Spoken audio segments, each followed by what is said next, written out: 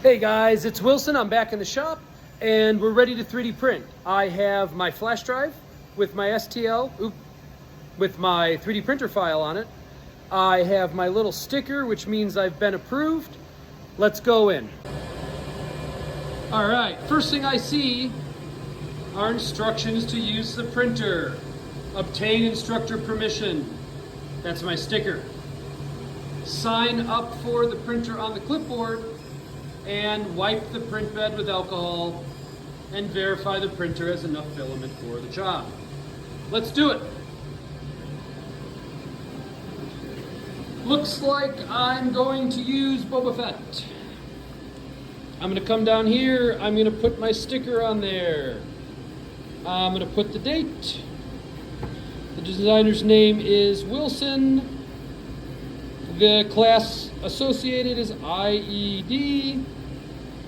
Beginning of the file name is Wilson. And no success or failure notes. I'm going to come over to the printer and I'm going to put the flash drive in, like so. The print comes up. Notice Wilson is the beginning of the file name. Beginning of the file name is here. It should be your last name. Next, I'm going to grab some alcohol and some paper towel. 3 sprays works well. This is tricky to do with one hand. And I wipe it off. You want it free of any fingerprints or dust. All right, guys, we have one last step before we're ready to go, and that is to make sure we have enough material for the job.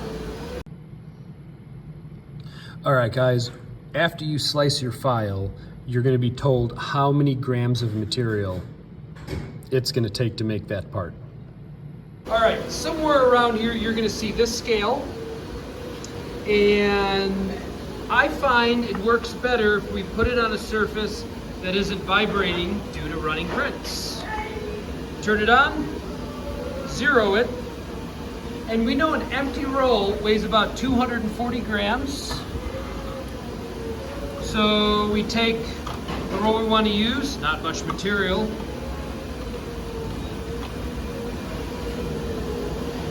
and I have about, still moving a little bit, we're going to call that 270 grams, which means I have about 30 grams left on this printer, and that means that this print is gonna fail.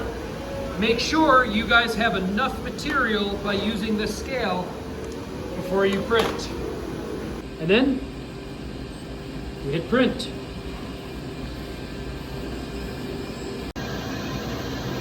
And it's that simple, guys. Get your permission, clean off the bed, and you're ready to go.